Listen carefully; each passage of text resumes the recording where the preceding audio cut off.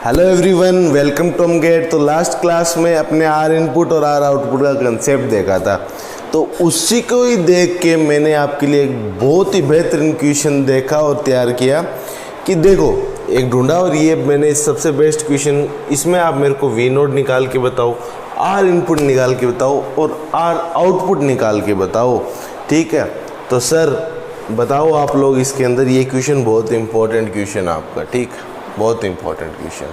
Pause करके जो करेगा वो कमेंट सेक्शन में बताना, जिससे नहीं हो रहा वो मेरे सॉल्यूशन को फॉलो करना। तो इसमें क्या है, देखो सर, अगर आप देख रहे हो कि सर बहुत बड़ा सर्किट है इसमें, तो सर क्या आप अभी शुरू में ही ऐसे ऐसे सर्किट दिखा रहे हो, बट आप एक चीज़ देखोगे, एक क्वेश्चन डिस्कस किया था मैंने, एक उसमें समिंग वोल्टेज एम्पलीफायर लगा था और एक शायद इन्वर्टिंग एम्पलीफायर था, और वो मैंने डिस्कस किया था। उसमें क्या था, डायरेक्ट एप्लीकेशन से वो 2 सेकंड में हो गया। तो ये क्वेश्चन भी उसी टाइप का अगर आप देखोगे ना, तो ये आपको क्या दिख रहा है यहाँ पे, ये जो सर्किट आपको दिख रहा है, ये वाला देखो आप, ये वाला जो सर्किट है, ये वाला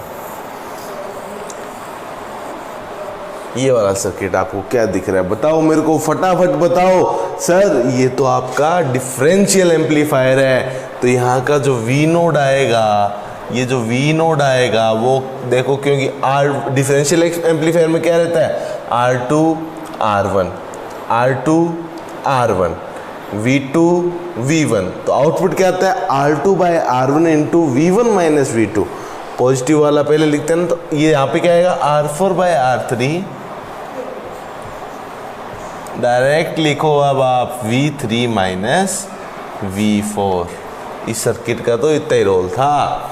अब V3 माइनस V4, ऐसा भी मैंने इक्वेशन डिस्कस किया आप लोगों के साथ में। इसमें क्या होगा, देखो नेगेटिव फीडबैक है सर, नेगेटिव फीडबैक है सर, नेगेटिव फीडबैक है, वर्चुअल ग्राउंड कंसेप्ट वैलिड है सर, वैलिड है, और आइडियल ओप एम्प आपका। अब वर्चुअल ग्राउंड कंसेप्ट वैलिड है, तो ये अगर V2 है तो यहाँ की वोल्टेज सर V2 होगी, यहाँ की वोल्टेज सर V1 होगी। ठीक है, ये V1 तो ये डायरेक्ट इस नोड की भी V1 और इस नोड की V2। अब एक बात बताओ, ये V3 है तो यहाँ पे V3 और ये V4। अपने को क्या चाहिए, V3 माइनस V4 चाहिए, तो मतलब इसको प्लस मान लो, इसको माइनस मान लो, ये वोल्टेज कितनी हो जाएगी, high polarity minus low polarity. मतलब यहाँ से मैं क्या करूँगा, ये प्लस है तो करंट ऐसे जाएगा, प्लस है तो करंट ऐसे जाएगा पॉजिटिव टर्मिनल से। ठीक है, अब देखो आप V3 माइनस V4 चाहिए, ये वोल्टेज चाहिए मेरे को, तो यहाँ पे अगर मैं देखूँ ये वोल्टेज है V3 माइनस V4, ये करंट पूरा सेम रहेगा ना इसमें, इधर तो करंट 0 जाएगा, डिस्कस कर रखा है मैंने ऐसा क्वेश्चन, इधर भी करंट 0 जाएगा, सारी सीरीज के अंदर है, सीरीज में करंट सेम रहता है सर, सीरीज में करंट सेम रहता है। तो बता दो मेरे को, यहाँ का करंट और इस पूरे का करंट, ये वाला करंट इक्वल होगा ना।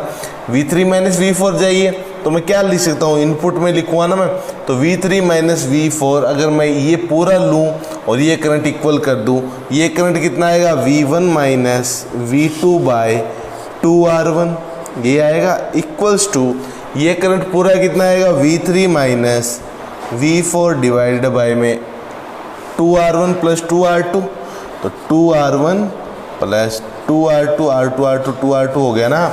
अपने को चाहिए V3 माइनस V4, तो V3 माइनस V4 आपका कितना हो जाएगा, ये देखो 2 कैंसिल आउट हो गया, 2 से 2 से 2 से, तो R2 plus R1 divide by R1 into V1 minus V2, यानी कितना आ गया, 1 plus R2 bye R1 into V1 minus V2। अब क्या क्वेश्चन था, इतना बड़ा लग रहा था, क्या क्वेश्चन था, V नोट की वैल्यू आ गई आपकी R4 upon R3 into V3 minus V4 की वैल्यू क्या आ गई, 1 plus R2 bye R1 V1 minus V2। अब ये आपका V नोट पहला पार्ट आपका कंप्लीट, पहला पार्ट आपका कंप्लीट। अब ये बताओ मेरे को, जो V नोड आई है वही तो RL के क्रॉस है, V नोड आई है वही तो RL के क्रॉस है। अब मैंने क्या बताया, अगर V नोड RL पे डिपेंड नहीं कर रही, V नोड की वैल्यू सिर्फ इनपुट पे डिपेंड कर रही है, V1 माइनस V2 पे डिपेंड कर रही है और RL कहीं पे ही नहीं आ रहा है। मतलब इससे जो पहले वाला है वो आइडियल वोल्टेज सोर्स की तरह काम कर रहा है। किसकी तरह काम कर रहा है? आइडियल वोल्टेज सोर्स की तरह। तो लोड से अगर मैं देखूंगा तो R आउटपुट कितना आ जाएगा? R आउटपुट 0 ओम इसका, तो R आउटपुट 0 ओम हो गया। ठीक है, R आउटपुट 0 ओम। इनपुट की बात करूंगा तो ये दो इनपुट टर्मिनल है, यहाँ पे मैं एक टेस्ट वोल्टेज लगा दूंगा, टेस्ट वोल्टेज लगाया VT, और ये IT की बात करता हूँ।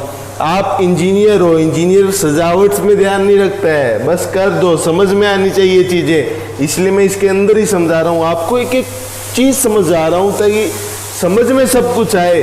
सर एकदम सजा के नहीं लिखना है, समझ में आना जरूरी है अपने को, क्योंकि वहाँ पे अपने को आंसर निकालना है। तो ये VT IT लिखा, यहाँ से 0 करंट होता है आइडियल ऑप एम्प है, यहाँ से 0 करंट होता है, तो IT की वैल्यू 0, तो R इनपुट होता है आपका VT by IT, R IT की वैल्यू 0, तो R इनपुट इन्फिनाइट, ये वैल्यू 0 होगी तो R इनपुट इन्फिनाइट, तो R इनपुट कितना आ गया? इन्फिनाइट। R आउटपुट कितना आ गया? 0, और V0 की वैल्यू क्या आ गई? ये आ गई। V0 की वैल्यू क्या आ गई? ये आ गई 1 + R2/R1 into R4/R3 V1 minus V2।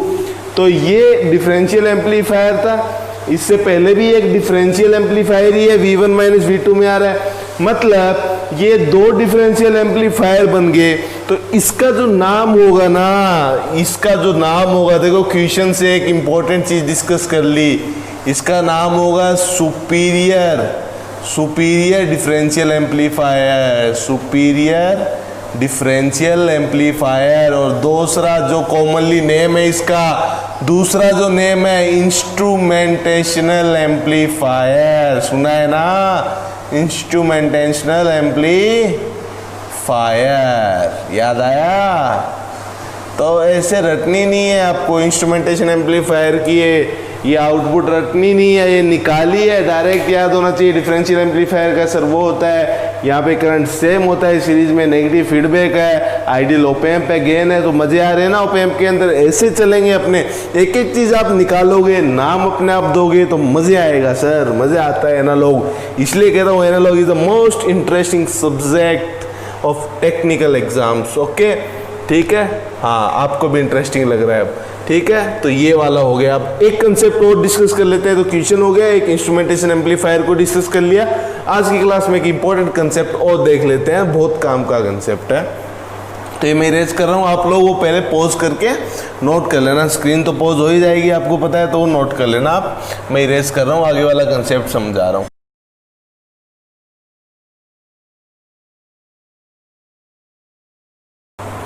चलो अभी अपने क्या एक कंसेप्ट डिस्कस कर लेते हैं, मोस्ट इंपॉर्टेंट कंसेप्ट है इसका, ध्यान से देखना आप लोग, ठीक।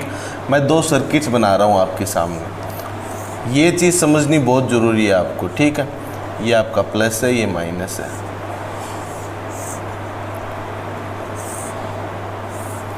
ये वी नोड आपका, ये R2 आपका, ये R1 आपका, ये मेरा यहाँ पे ये वी नोड, ठीक। एक सर्किट और बना लेता हूँ इधर,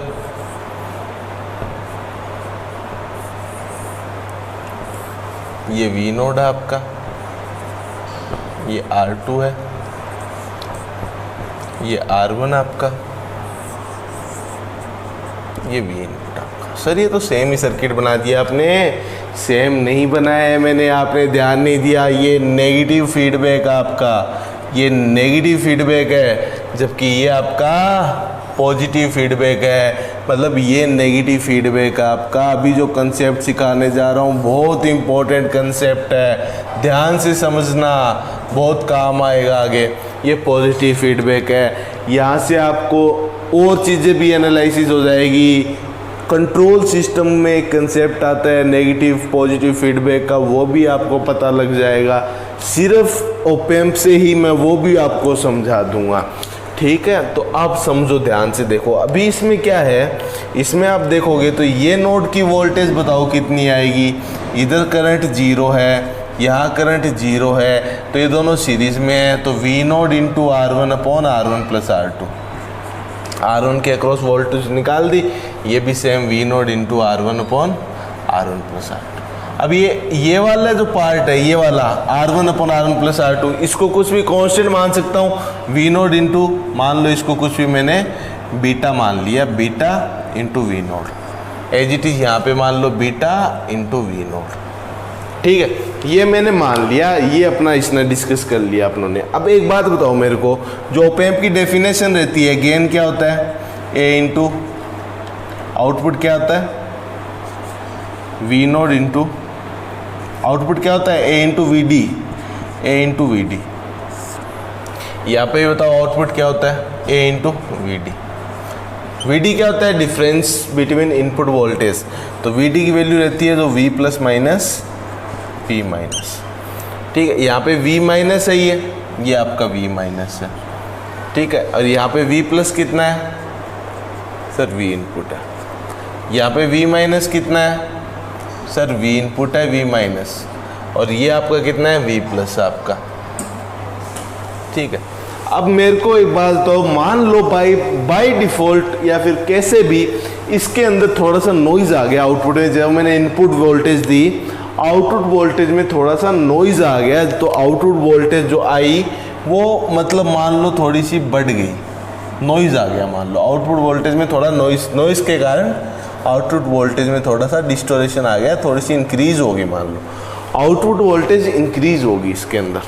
अगर आउटपुट वोल्टेज इंक्रीज हुई है इसके अंदर आउटपुट वोल्टेज इंक्रीज हुई है, तो V प्लस तो आपका V इनपुट ही है, ये तो कांस्टेंट है, ये तो कांस्टेंट है, V प्लस तो कांस्टेंट है, बट V माइनस क्या हो जाएगा, V माइनस V नोट पे डिपेंड कर रहा है, तो V माइनस बढ़ जाएगा सर, इसमें आपका V माइनस बढ़ जाएगा।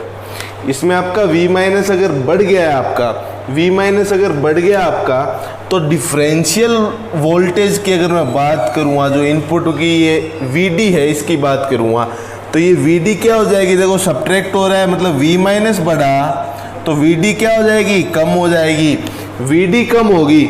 अब अगर VD कम होगी तो V नोट क्या हो जाएगी, अगर VD कम होगी तो V नोट ऑटोमेटिकली कम हो जाएगी। मतलब जो भी यहाँ पे नेगेटिव फीडबैक में V नोट इंक्रीज हुई है, वो ही V नोट अपने आप सप्रेस हो जाएगी, डिक्रीज हो जाएगी। जितना अमाउंट इंक्रीज हो रहा है उतना अमाउंट डिक्रीज हो रहा है। मतलब नॉइस के कारण कोई डिस्टरबेंस अगर क्रिएट भी होता है तो वो अपने आप करेक्ट कर लेता है। इसलिए negative feedback is more stable then positive feedback. वो पॉजिटिव फीडबैक में समझाऊंगा क्यों है। देखिए, तो V नोट अगर बढ़ा तो बाद में ऑटोमेटिकली वो कम हो जाएगा। देख रहे हो, आया ना, अपने आप कम हो गया। इसलिए इसको नेगेटिव फीडबैक को सेल्फ करेक्शन मैकेनिज्म देखते हैं अपने इसमें, इसका सेल्फ करेक्शन मैकेनिज्म बोला जाता है कि भाई अपने आप ये अपने जो भी नॉइस के कारण इसमें डिस्टरबेंस आया, उसने अपने आप ही उसको सेटलमेंट करके वापस वही V नोट आ गई, V नोट जो एक्चुअल थी। इसलिए इसको मोर स्टेबल बोला जाता है। Negative feedback is the more stable then positive feedback. Stable हो गया ना सिस्टम, क्योंकि जो बढ़ा वही कम हो गया, तो मतलब आउटपुट चेंज नहीं हो पाया नॉइस के कारण। बट अगर यहाँ पे अगर मैं बात करूँ, मान लो पॉजिटिव फीडबैक में V नोट नॉइस के कारण बढ़ गया, नॉइस के कारण बढ़ गया V नोट मेरा, नॉइस के कारण थोड़ा सा इंक्रीज हो गया V नोट। अगर V नोट इंक्रीज हुआ मेरा, मतलब V प्लस की वैल्यू इंक्रीज होगी मेरी, V प्लस की वैल्यू इंक्रीज होगी, V माइनस तो कांस्टेंट आपका। अगर V प्लस इंक्रीज हुआ है तो VD क्या होता है, V plus minus V minus, V plus minus V minus. अगर V प्लस इंक्रीज हुआ है, V प्लस इंक्रीज हुआ है, V प्लस इंक्रीज हुआ है, तो VD भी क्या हो जाएगा सर, VD भी तो इंक्रीज हो जाएगा। तो मतलब VD इंक्रीज होने के कारण, अगर VD इंक्रीज हो गया तो V नोट और इंक्रीज हो जाएगा। मान लो नॉइज के कारण V नोट थोड़ा सा इंक्रीज भी हुआ है ना, तो V नोट उतना तो इंक्रीज हुआ ही है, उसके साथ साथ और इंक्रीज हो जाएगा। मतलब ये इंक्रीज होता ही रहेगा, ये इंक्रीज होता ही रहेगा और सिस्टम इन्फिनाइट हो जाएगा, V आउटपुट इन्फिनाइट हो जाएगा। मतलब सिस्टम अनस्टेबल हो जाएगा, यहाँ पे सिस्टम अनस्टेबल हो जाएगा। इन्फिनाइट वैल्यू आ रही है आउटपुट की। मतलब जो positive feedback is a unstable system while negative feedback is a stable system due to its self correction mechanism if we increase output due to noise then that output automatically self corrected itself in negative feedback while if we consider positive feedback if we increase V node by some amount due to noise then that V node increase more also to infinite तो इसलिए ये वाला positive feedback है वो आपका unstable होता है और नेगेटिव फीडबैक आप जनरली बोलते हो स्टेबल होता है। क्यों? क्योंकि सर इसमें सेल्फ करेक्शन मैकेनिज्म आ जाता है आपका। तो अब आप मेरे को एक चीज़ बताओ, जो इसमें नेगेटिव फीडबैक में आप लिखोगे, नेगेटिव फीडबैक में लिखोगे जो वी नोड आएगा वो आपका फाइनाइट आएगा, फाइनाइट प्लस स्टेबल। जबकि यहाँ पे अगर बात करोगे वी नोड की unstable and infinite, ideal case में अगर मैं बात करूँ तो वी नोड क्या हो जाएगा, पॉजिटिव में अनस्टेबल और इनफाइनाइट हो जाएगा। तो आप लोग तभी तो बोलते हो सर ये जो वी नोड है ना, यहाँ से वी डी कितना आएगा, देखो वी डी आएगा वो इसमें नेगेटिव फीडबैक में वी नोड बाई ए आएगा, जबकि यहाँ पे V D same V node by A. अब यहाँ पे जो वी नोड है वो इनफाइनाइट है सर, और गेन भी आइडियली इनफाइनाइट होता है, और यहाँ पे वी नोड है वो फाइनाइट है और गेन आपका आइडियली इनफाइनाइट है। मतलब अगर पॉजिटिव फीडबैक है ना आपका तो ये जो है वो आपका नॉट डिफाइन कंडीशन आ गई ना, इनफाइनाइट बाय इनफाइनाइट। तो वी डी क्या होता है, v plus minus v minus is not equals to zero आएगा ना, इनफाइनाइट अपॉन इनफाइनाइट है। तो v plus is not equals to v minus, मतलब क्या हुआ, अगर पॉजिटिव फीडबैक होगा ना, इसलिए मैंने कहा वर्चुअल ग्राउंड कंसेप्ट के लिए सिर्फ नेगेटिव फीडबैक चाहिए, पॉजिटिव फीडबैक में वर्चुअल ग्राउंड कंसेप्ट नहीं लगता है। आपने खुद ने निकाला है, बताओ समझ में आया नहीं आया। जबकि यहाँ पे देखोगे finite upon infinite, 1 upon infinite 0, V D 0, मतलब v plus equals to v minus. इसलिए नेगेटिव फीडबैक कंडीशन नेसेसरी और सफिशिएंट कंडीशन होती है नेगेटिव फीडबैक गेन इनफाइनाइट, किसके लिए, वर्चुअल ग्राउंड कंसेप्ट लगाने के लिए। अब समझ में आया वर्चुअल ग्राउंड कंसेप्ट की कंडीशन नेगेटिव फीडबैक और गेन इनफाइनाइट क्यों होता है प्रॉपर तरह से, और नेगेटिव फीडबैक और पॉजिटिव फीडबैक को भी समझाया कि इसको स्टेबल क्यों बोलते हैं, इसको अनस्टेबल क्यों बोलते हैं। ये कंट्रोल सिस्टम से भी लिंक कर सकते हो आप, सिग्नल सिस्टम से भी लिंक कर सकते हो आप। किसी भी चीज़ को स्टेबल और अनस्टेबल की बात हो, जहाँ पे पॉजिटिव फीडबैक नेगेटिव फीडबैक की बात हो, चाहे ऑसिलेटर हो कुछ भी हो, वहाँ पे आप इसको डिस्कस कर सकते हो सर। तो आज हमने बहुत इंपॉर्टेंट 2 चीज़ें देखी, एक इंस्ट्रूमेंटेशन एम्पलीफायर आपका, दूसरा पॉजिटिव और नेगेटिव फीडबैक में डिफरेंस देखा सर। ठीक है, ये मैंने आपको समझा दिया। अगली क्लास में स्मिथ ट्रिगर की बात करेंगे। किसकी बात करेंगे, स्मिथ ट्रिगर की बात करेंगे। तो thank you, have a good day.